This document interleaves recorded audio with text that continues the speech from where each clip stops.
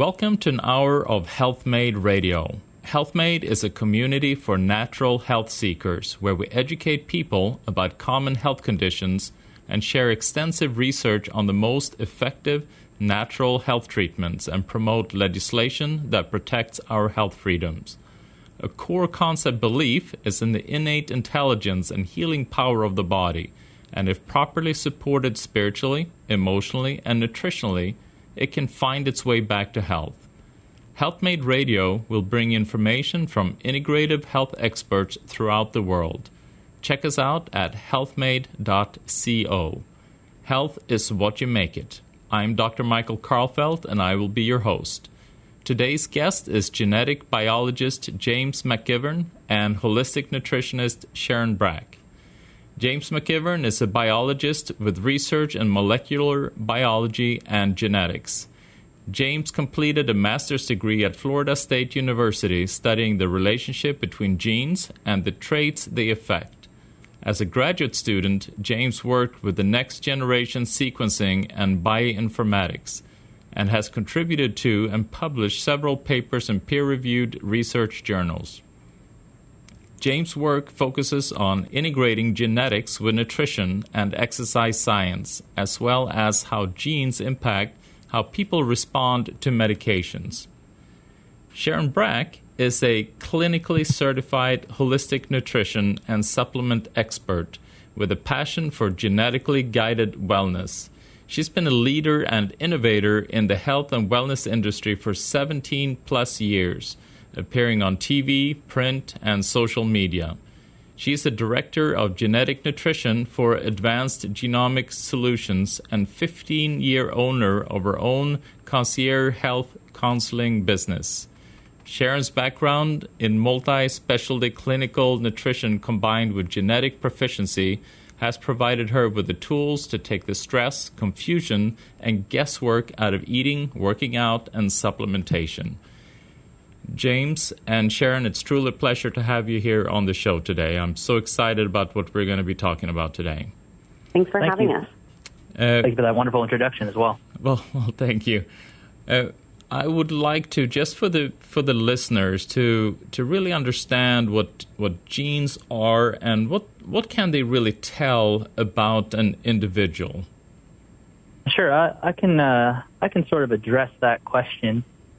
Every individual has different variants of their genes, and the genes are sort of the roadmap by which our bodies are built and how they function. And what we do, what a lot of genetic testing companies do, is we look at variants in those genes that can have meaningful physiological impacts. One of the things that we look at are SNPs, or single nucleotide polymorphisms. These are variations along the gene at a single point that can impact 1% or more of the population. These different variants are just one type of genetic difference that can impact a person's physiology. There are others that impact physiology, including regulatory changes, things like methylation and epigenetic changes. But one of the best understood are these single nucleotide polymorphisms. And that's the kind of testing that Advanced Genomic Solutions, our company, provides. And these changes can impact things like what macronutrients your body needs and how your body responds to them, vitamins and minerals. It can impact brain chemistry. It can impact how we metabolize medications. And, of course, it can impact disease risk. So you're using the word SNPs or SNPs. SNP, yeah, correct. Exactly. And would you, for kind of a lay person out there, would you consider these as being like defects in the genetic coding, or how would you consider that?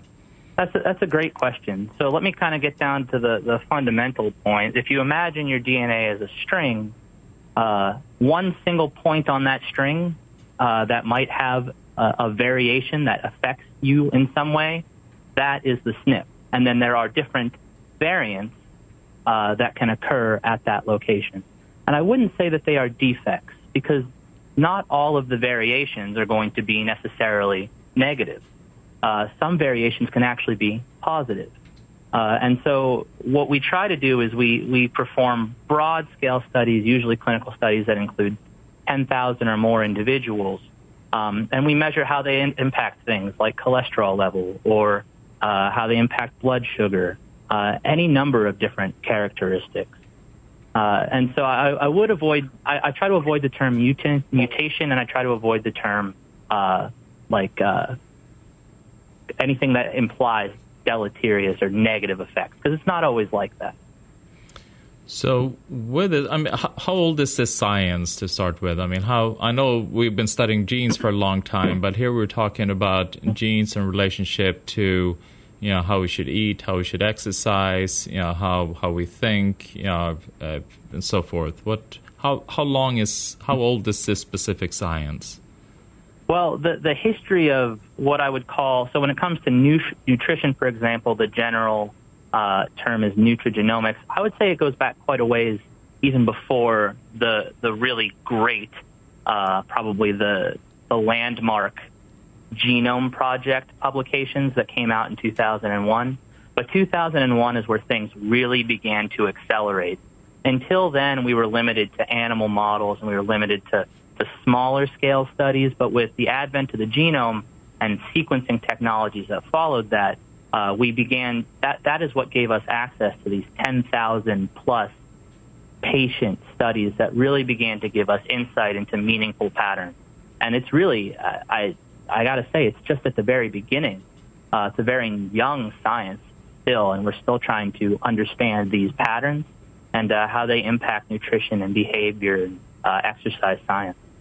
Because it seems to me that you're looking at these variances, and I mean, if you look at the whole genetic makeup of an individual, there's so many different variances, as you're using the term, so many different variances that can be there, and it seems like we're just looking at kind of the tip of the iceberg, so to say, to see how it impacts an individual's health and well-being. I would agree that we are just at the tip of the iceberg. Now, there are certain meaningful correlations that we have found, and there are certain meaningful, well-established differences, as you say, variants that we understand all the way down to the effect within the body, where it's actually we can quantify. Maybe it changes the percent of a particular micronutrient that circulates in the blood by 30 or 40%, and we've done large clinical studies that have shown this, using blood testing alongside DNA sequencing. But we are just at the tip of the iceberg. We sometime soon, every year, we see almost a doubling of the genetic data that's available to mine that's being published on a regular basis. And so it's we're really in a highly accelerated point in the research world. Which I assume can be it's quite exciting and in your field to know that there's so much territory to explore and so much more to learn. Yeah, I would agree with that 100%. But it's also a scary time too, because you have to be cautious, and the abundance of knowledge is sometimes very difficult to work your way through. And knowing that there's so many different possibilities as to these variances, and you have a certain set of these genetic variances that creates and that you metabolize carbohydrates in a certain way, or you have a greater need for this vitamin or that mineral, or you should exercise more in this fashion. How did researchers come about being able to group these together to recognize the correlation between the genetic variances and these specific nutritional needs? Well, it started really with specific groups of scientists that became interested in what are the genetic underpinnings of these traits. So for nutrigenomics, it was primarily nutritionists that saw the power of sequencing technology and said, well, what genetic variants are there that impact, say, cholesterol levels in response to a certain diet? And then what they perform what is called a genome-wide association study, which is a very wide cast net, where they look at a large, both experimental population and a control population, and they look at thousands of SNPs and they use usually computational methods to try to find the top SNPs that have the largest impact. And then from there, once these initial findings are published, they go a step further and they begin to test the mechanisms using animal models or even using clinical trials with people. And then from there, too, there's also something called a computational science where we can predict the changes in a DNA point and then predict how that affects the protein that is produced from the DNA and then how that change can impact that protein's function. So maybe this enzyme is a little bit better than another one at breaking down certain proteins into their component amino acids, for example, or any number of different meaningful physiological effects.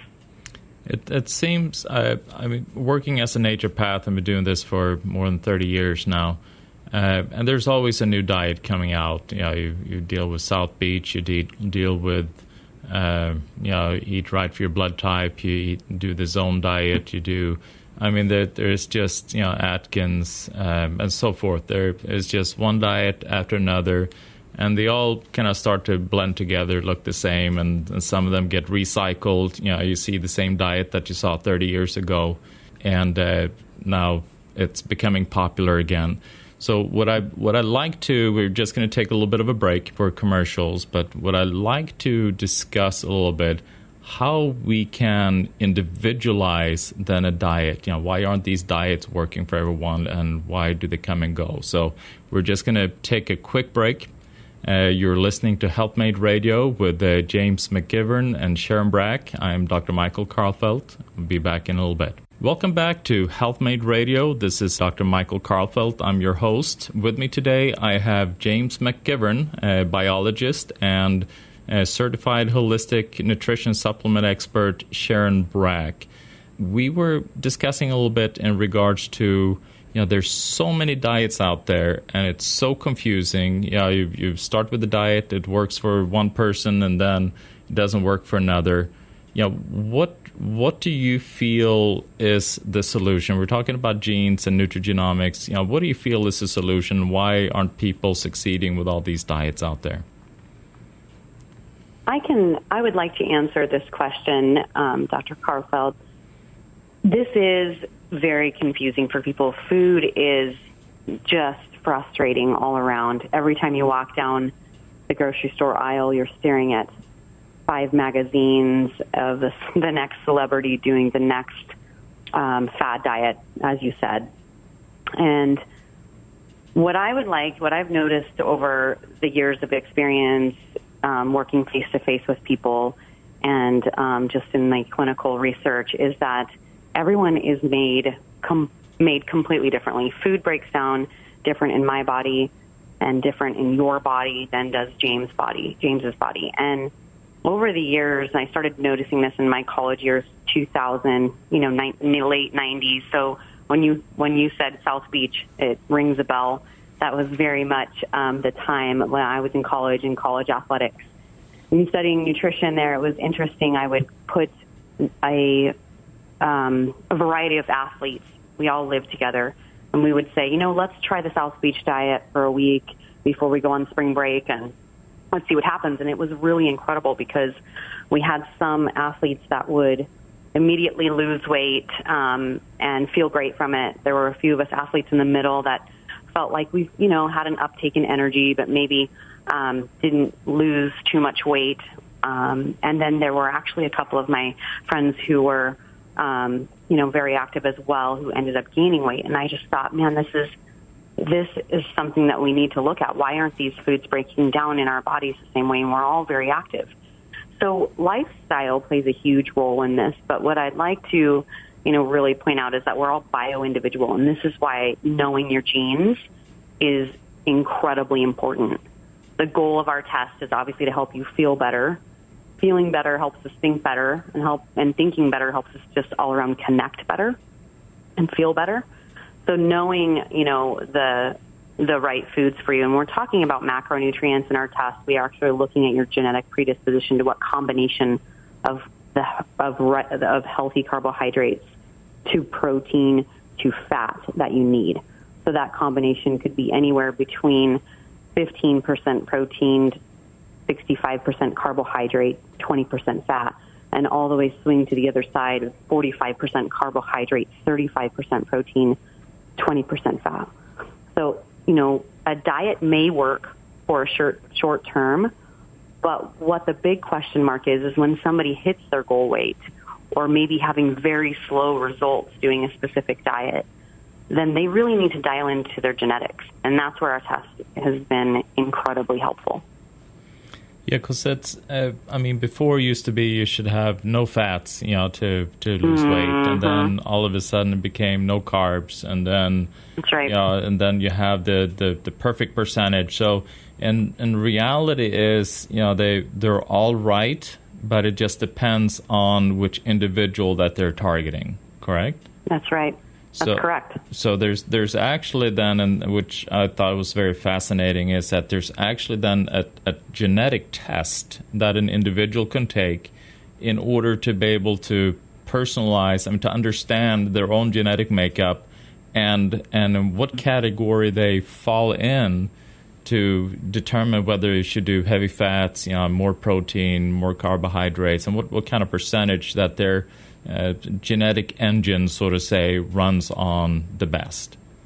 That's right. And knowing that combination means that you know how to utilize your macronutrients, or, in lay terms, your food, knowing how to use them properly together as a team.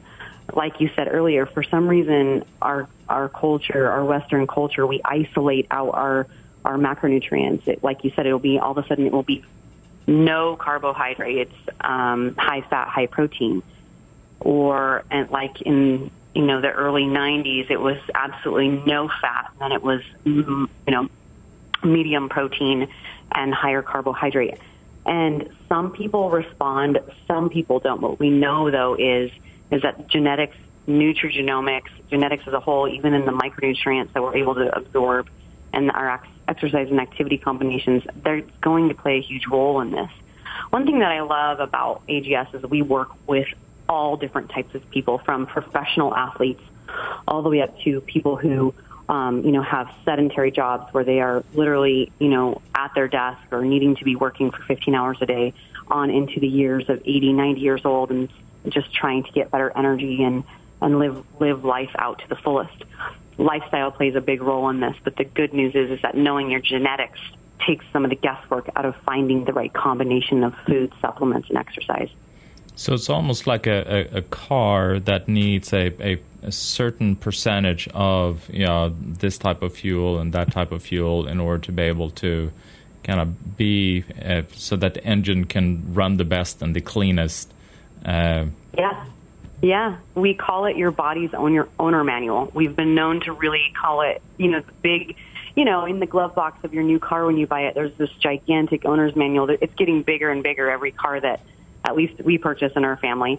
But it's like that. Your body has an owner's manual, and this test can really bring to light some of the things that maybe you already know about yourself, some of the things you've already suspected, and then also shed light onto some of the things that maybe you haven't tried or that you should be doing. So what are some of the kind of main categories that you've seen diet-wise? Are there like 4 different categories where most people fall into, or how many different categories would you say there are in regards right to now, macronutrients? Yes, the macronutrients. Right now we see about 7 different categories. Like I said, ranging as high as 65% carbohydrates. And, when we work with our clients, we always like to remind them there's a difference in carbs. We're going for, I like to get people to think about our slow carbs, right? Or ones that are going to break down slower in our body, that are going to be healthier. So less processed carbohydrates coming from whole foods, all the way down, and it'll swing down to maybe you only need 40% carbohydrates. It's very powerful in there. And same with their fat. We see combinations of fat that range from 20% all the way up to 35%. And we see protein that ranges from 15% up to 35%. Okay. And then, so person taking a test, and I know you're one of the companies that do this, and you've been around for, I mean, you do this very, very well, but a person taking then a genetic test, they can then see which category, where they fall in. So instead of having to guess, they can then see exactly where their genetic makeup, what they run the best on, how they most efficiently be able to lose weight, what will give them the most energy, brain power, and so forth. That's exactly right. And, when we talk about losing weight, I really feel like over the years when people come to me and ultimately they want weight loss, what I like to really work with them and what AGS likes to work with our clients on is shifting it from possibly thinking about weight loss, but thinking about it more as a body composition change, a body composition shift. So I don't really care what the actual scale says. We want you to feel good in the body that you're given. And that typically means a shift of body composition, retaining or even gaining a little bit more lean muscle, and then losing or maintaining a little bit of that body fat. That's what people are in it for. Ultimately, when you shift body composition, I really, truly believe that's what gives people more energy. When they're coming to us and they have weight loss goals, I think even underneath that what's the foundation of why they want to even lose weight is because they want more energy to feel youthful, for longevity, to be able to go out and do the things that they did when they were younger. I love that, because we're so today's society, we're so mistaken by thinking that if somebody is just skinny or thin, that equals health, and that is not always the case. So that is not true.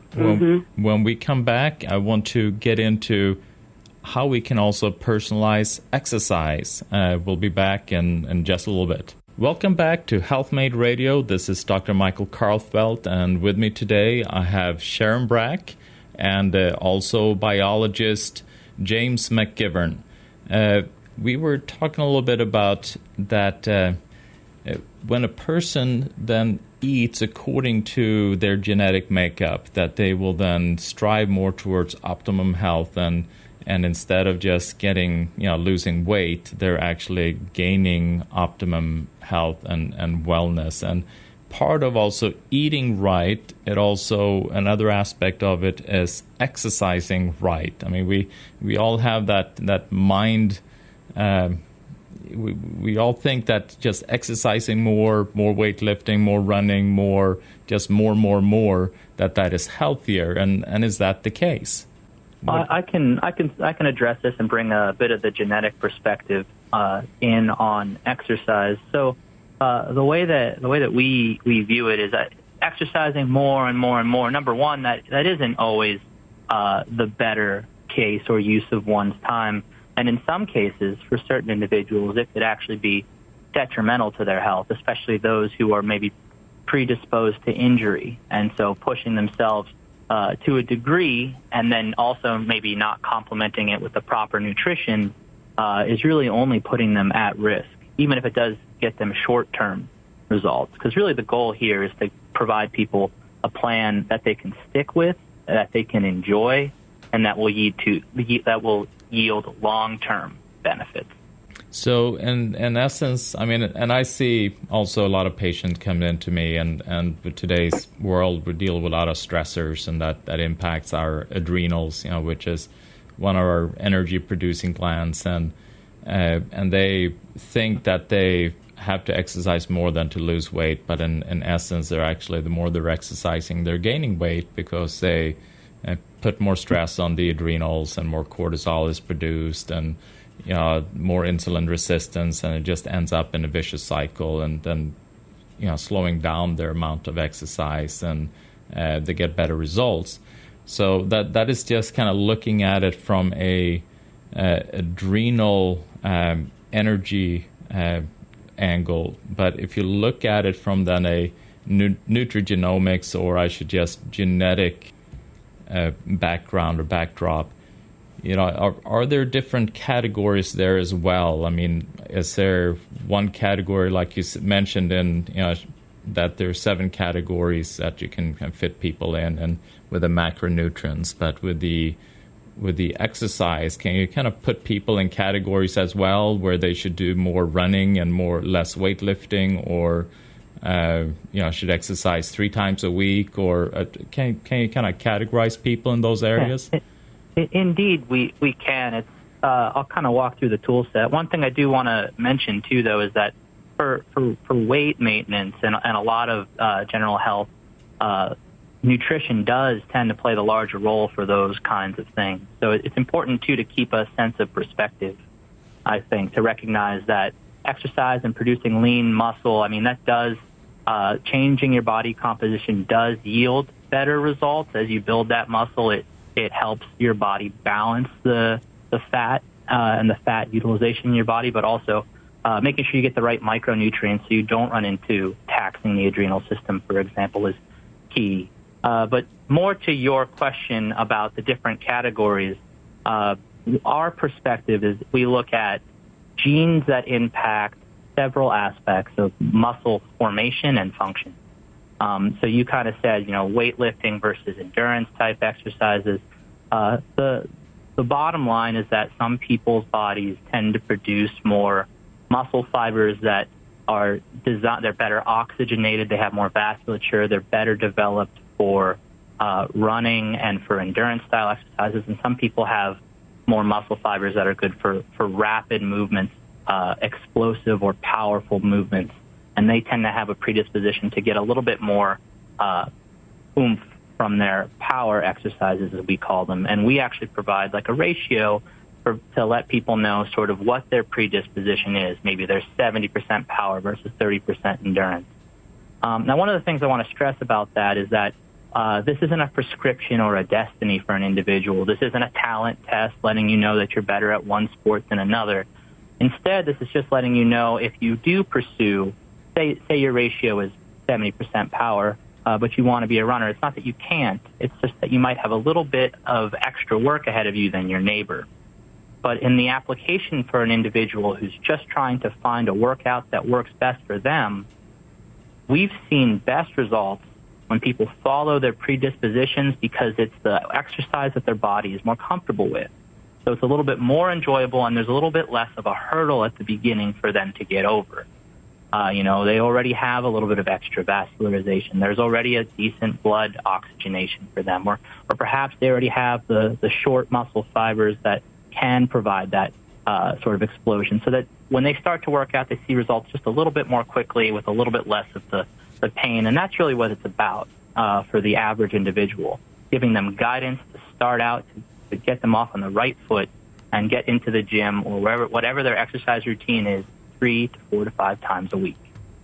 So it's truly kind of nature versus nurture in a way, meaning that obviously you can go in any direction that you would like to with your exercise programs, but if you streamline it more in line with who you are, your genetic makeup, you will probably have you have better results that way, I would assume.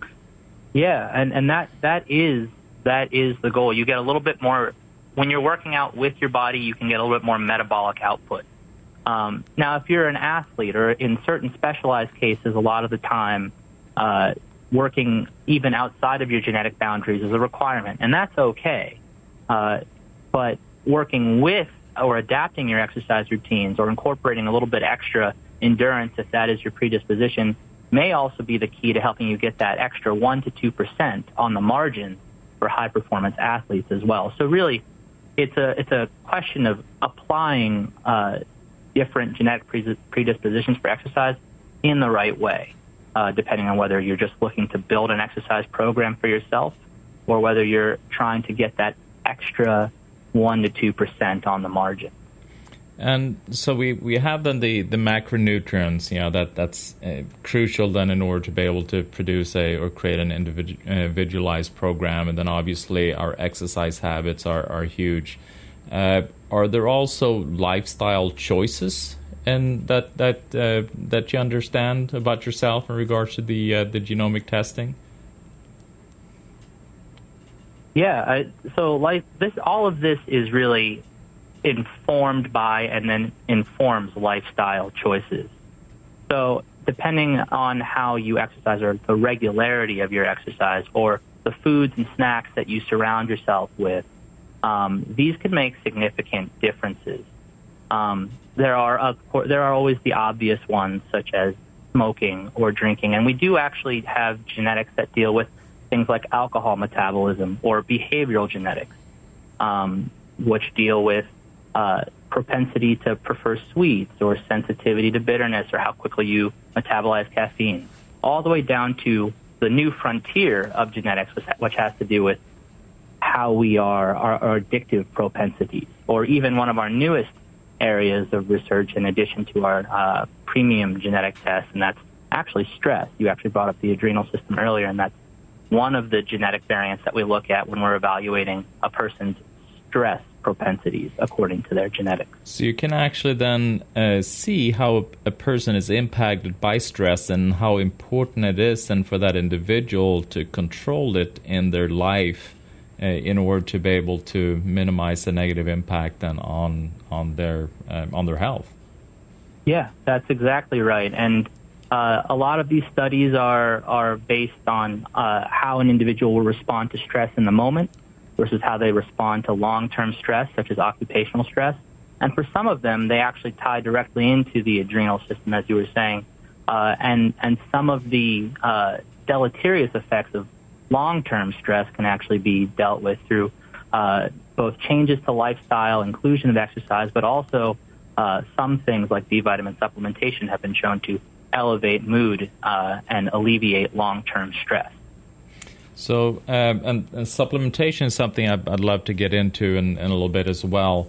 But you also mentioned cravings. There's so many people out there, they're dealing with sweet cravings and they have a hard time understanding why it's so difficult to get over it. Or other people, they deal with salt cravings, or they got to eat a huge steak in order to feel satisfied. So all of this you can then understand also by the genetic makeup of an individual by taking this kind of a test.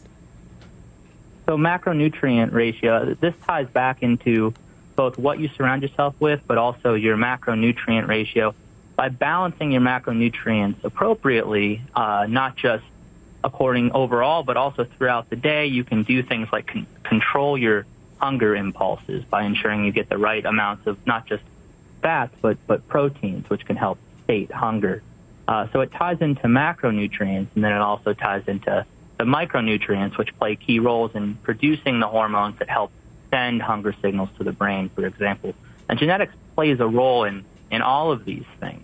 I usually tell my patients that a deficient body becomes a body that craves things. So if you feed the body the proper nutrients and give it the proper type of food that it runs the best on, then you won't have sugar cravings. You won't have all these different cravings. We'll be right back in just a little bit. We're going to just take a quick commercial break, and I want to continue this discussion and also get in a little bit into supplementation as to whether an individual's genetic makeup will determine what kind of supplements would be the best for that person.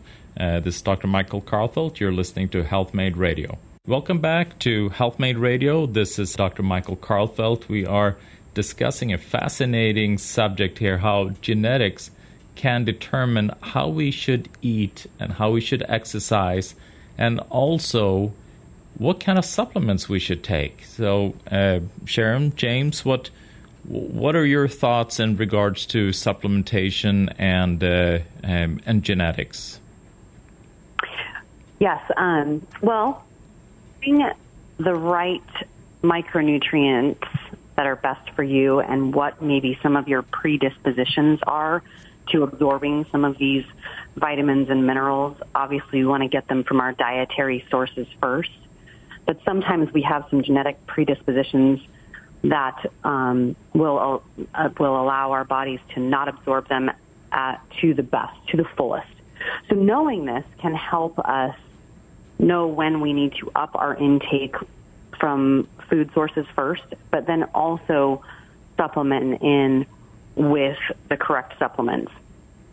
So, for example, folate is one of the ones that we look at in our test, and it's very important. There is a big difference between folate, which is the real form of folic acid, and particularly this is an important micronutrient in helping the body make the correct digestive enzymes that then therefore can lead, to protein enzymes that help you absorb protein. So knowing whether or not you're able to absorb real folate, which comes from leafy greens, it comes from eggs, it comes from some healthy dairy sources, it comes from poultry and some fish. Knowing whether or not you're absorbing that micronutrient is very helpful, especially when you're a very active, say, an athlete, or even starting out working out for the first time, or all the way in between. Knowing if you're absorbing your folate is very, very important. That's just one of the micronutrient predispositions that we look at. So it's pretty interesting to me because we were talking earlier about then these genetic variances, and when you have these strengths in certain areas and weaknesses in certain areas, you would then need, in order to be able to, like you're mentioning, in order to be able to compensate for a weakness in certain areas, you may then be burning more of a nutrient, like you need more of zinc or more of magnesium, or like you're mentioning, you need more folate, or you need more cofactors in order to be able to more efficiently then utilize the folate and absorb it. So with this kind of genetic testing, you can then understand more where these different weaknesses or variances are, so that you can support these areas before you run empty, and the body then has to compensate for it by, and compensation a lot of times looks like disease if you let it run too far. That's right. Yeah, ensuring proper micronutrients is just as important as ensuring proper macronutrients. I believe it's also where nutrigenomics is heading, as everybody knows and everybody is very well seems to know, we need food. And we need to sit down and we need to have some, hopefully we're sitting down, but we need to intake macronutrients, we need to intake food. But the other half of the puzzle, and it's very, very important, is are we truly absorbing all of that good food that we're taking into our bodies? And I think a lot of people with what we're doing these days just are missing that piece. And then they're running off to, specific health food stores. Online, obviously, they can buy whatever they want, and they're making, they're taking a shot at possibly what they need. And our test can give a very nice look at. As a provider for myself, it was an incredible tool for me to use as a baseline foundation when working with somebody. Okay, this is a genetic predisposition, not a deficiency, but let's start with these micronutrients that we can see here that you may need a boost in. Let's start making sure that you're getting adequate amounts of those in your dietary sources. And then let's possibly look at what we can do to supplement in with some very good activated supplements. Well, to me, it would make much more sense. Let's say an individual burns, zinc at 400% more than what another individual would do. Then, in order for that individual to stay healthy longer, they need to consider to include zinc more into your diet. What type of foods should I focus on, or should I supplement with extra zinc? And then, do I live a lifestyle where I deplete zinc? Like, for instance, do I eat a lot of sweets? Do I smoke with, I'm exposed to a lot of cadmium that depletes zinc? And do I need, my blood sugar regulation is off, my insulin is off, so I need extra zinc for the production of insulin and for my detox genes and so on and so forth. So you're recognizing where your weakness is, also then evaluating your lifestyle, and then you can then make a choice. Well, I see that this is my genetic predisposition, and I just need to make choices that will support these areas of my life. That's right. That's exactly right. And one thing that I mean, there's so many different genetic tests out there. You have one that's common out there is the 23andMe. And I'm just curious, and 23andMe is what a lot of people do. They want to find out if they methylate properly and if they have these different SNPs. How are you different than the other genetic testing like 23andMe? That's a great question, and it's a very common one. And I'd say if you really want to understand a company or any group, really look at their incentives. And so 23andMe, their emphasis is really more on data collection, aggregation, and the sale of that information after it's been anonymized. And so their incentive is not so much on functionalizing that information for the end user, so much as the end users, in fact, providing them with their real source of money, which is forming deals and then selling their database access. I don't know if you've seen, just last week, they made an exclusive partnership with a pharmaceutical company to partner with them for genetic drug discovery. And that's where they're making a lot of their money. They even sold a piece of their company to that company, GSK. And that's their incentive. Their goal is to monetize your data. What they provided is great in terms of awareness and general information, but you'll see a whole cottage industry of people that are trying to help people make sense. Companies are trying to help people make sense of this data so that they can actually use it in their lives, not just whether or not their earwax is wet or fun information that isn't functionalized.